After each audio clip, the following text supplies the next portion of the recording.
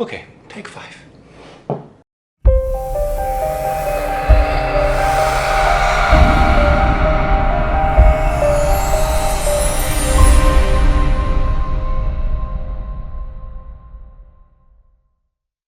Hi everyone and welcome to this video. I'm in weekend and vacation mode, so I'm unshaved again, but I wanted to throw in this video just very quickly because I had a couple of questions lately that I just wanted to answer in a short video instead of typing it all the time to everyone asking.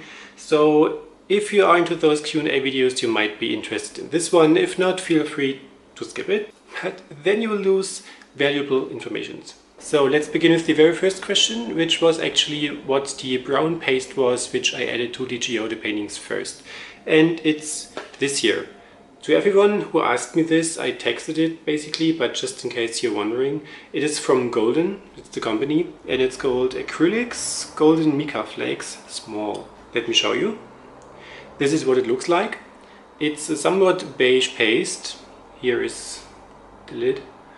And it looks kind of beige inside here. What this stuff is, this is gold mica flakes, and it is basically mixed into some kind of binder, which makes the milky brownish beige tone. Once this stuff dries, the binder dries clear and you will have the gold mica flakes just sitting on there. I did order it from Jackson's Art, but I saw that lately Amazon also carries it. If you're from the US, you should get your hands easier on this, then you can get it here. But I have a link down in my description for those of you who are in Germany, then you can get it from there as well. And in case you are not able to get it or you don't want to spend so much money on it, because it's not the cheapest stuff, if you do have mica flakes, like these here, and these are silver ones, I'll show you as well. This is just how it looks like, just flakes. And in case you have those or something similar and you have some, this here is the varnish that I use, it's a Liquitex one, or if you have acrylic binder in general, you can just mix those two together and it will do the job as well. If you use the binder, just make sure it dries clear. If it dries milky or white, this won't look as good. The varnish itself dries clear. This stuff is very liquid, so just have the ratio in mind that it's not too liquid in the variant. But other than that, it works just great. I have used this method in an upcoming video, which I will not show you yet, but it looks awesome. It's a geode again, and I tweaked it a little bit. So far for now. Another question that I often get is about the crackling paint that I use. I call it crackling paste. It looks like this. It comes from Viva Decor here. It probably also is available from other companies. It looks like that. It is a very thick paste, so you can apply it heavily on your surface or you can make it just very thin. The heavier you apply it, the longer it takes to dry, of course, but the better your cracks are going to look. If you have it very thin, you will get cracks as well, but it's more like fissures, so like in old oil painting perhaps. If you apply this very thick, you will get those beautiful cracks, which I often use for my artworks. It looks in particular cool if you put it underneath a resin layer, which is a bit see-through. It has a cool texture though.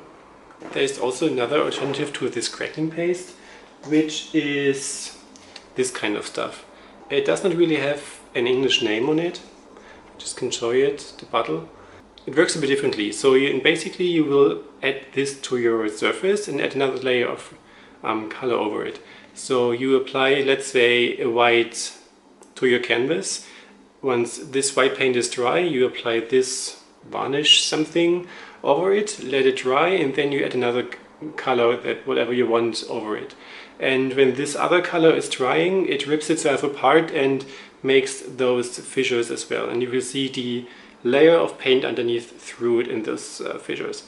It doesn't really have this 3D crackling look as this does, but it will more or less look like a vintage old wood. So like here on the bottle itself. So this is how this looks.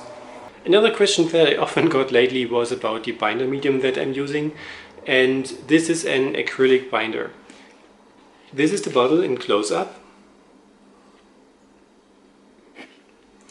I got it from a local art vendor or art material producer, which is Bösner, and I just came across this on coincidence.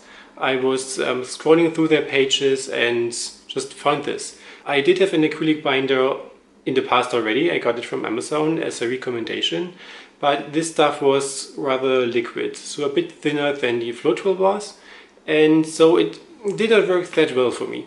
I just want to try this stuff out, and this is really thick, so I really like this one because I can add this to the paint and use even more water to thin it down.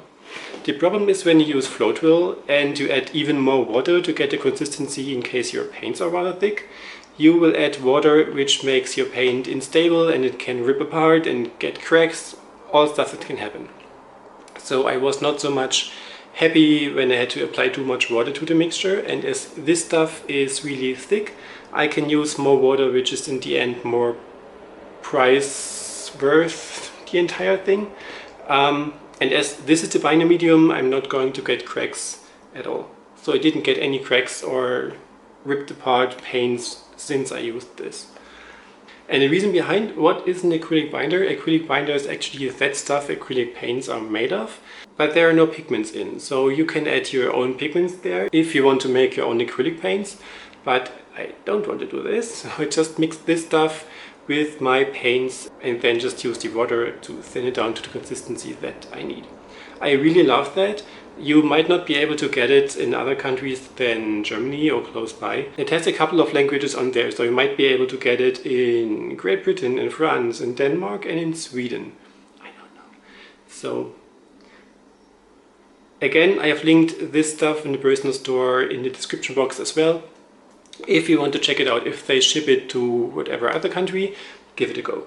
So if not, just see that you, I don't know, search your Amazon for acrylic binder or something and try your stuff out. So it might be something very similar than this available. Next question was about the gold that I'm using. As you know, I fell in love with the Artina acrylics a year ago, and this is the gold paint that I'm using. From all the paints that they offer, this is the most expensive, but still price-wise, awesome. And it's not a metallic paint, it's an acrylic, but no metallic acrylic. So it looks like that. It is really shiny, but it's not like those metallic paints that you have to stir around first because there's an ugly, oily, I don't know, layer on top of it and the pigments just come up when you stir it, which I also have. But those metallic colors, for me, they do not really work that well in the acrylic pours. They often get underneath the other paint or mush up with the other paints and create some not so nice colors in the very end.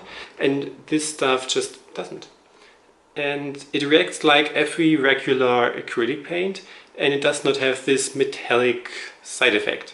So I really love that. If you are in Germany, you're good to get it. If you are close by to Germany and you can get it over Amazon as well, just type Artina and you will get all their products. They also have canvases and all the stuff. If you are in the UK, you will be good as well. They offer their products over Amazon as well. They are not offering them in the US yet, but they're working on it. So yeah, that's my most loved gold paint. And another question that I got just recently was if you can mix resins from different brands together. You better do not. After all, it's chemicals, which are not supposed to be combined if not meant to be. So resins normally are two-component chemicals that you mix together and they form the resin after all, which you can work with. You should never mix two different kinds of resins together because they are not meant to be. I can't even tell you which problems it might cause, but I can't imagine it to be a good thing. So you better don't. You can put different kinds of resins over each other once a layer is cured. So once you have, let's say, the art resin, for example, for the first layer and you run out of the art resin, just get another resin and put it over as a second coat if you need to. But I would not recommend using different kinds of resins once you're mixing things up. I don't know. There is the working times that differ, there is the chemicals that differ. So much stuff that could happen. I wouldn't do this. And when you torch it, just go over it very gently and quickly. So don't put your torch onto it too long to not burn it. You would never have your resin burned. So don't do this. And to not make this video too long at this point, the last question was about the first setup when I do the geode paintings and stuff and work with resin. Normally I like to use these MDF boards. This is 1 centimeter thick. You can get those on hobby markets or your craft markets or building stores, I don't know. Get them cut to the size that I want. And I rather go for the thicker ones, like 1 centimeter. If you have smaller sizes, you can go for half a centimeter or so as well. But the thinner they are, the more likely they are to bend. And 1 centimeter thickness is not going to bend at all. So, and then I use this here. This is just tape. I learned that it's called duct tape or frog tape or T-Rex tape. Mine is called T-Rex tape. It looks like that. The inside, that is really sticky. It sticks to everything. And this is the outside. It is silver here. It doesn't have to be silver. It can be any color. And you can just rip it wherever you want. And it is textured inside. So it's like some kind of fabric woven into there, which makes it even stronger. So I normally put these in half, like this, and tape it around the edges of the MDF boards. This prevents the resin from flowing over the edges and everything is safe. And once everything is cured, the beauty is you can peel it off and it comes off really great. So the resin doesn't really stick to it. But you have to wait until everything is cured. Unless the resin is not totally cured, you're going to rip your resin in pieces. So just let it cure. I think that's it for this Q&A video. I do not want to make it that long. I hope some of these answers were helpful for all you others as well who did not ask this. But yeah, I think that's it for now. And if you have any more questions that remain unanswered, just give me a comment in the comment box below. If you want to see which products I've shown you, you can look in the video description. I've linked everything there. And yeah, I hope this video was kind of interesting for you. More videos are going to come the next days. If this was the first video that you've seen from my channel, make sure to have a look at all the other videos. It really is worth subscribing to me, I'd say. And please also make sure to share my videos with your friends and family and give it a like. And again, please subscribe to my channel. It would really mean a lot to me. So thanks for your time, thanks for watching, and have a great day. Bye bye.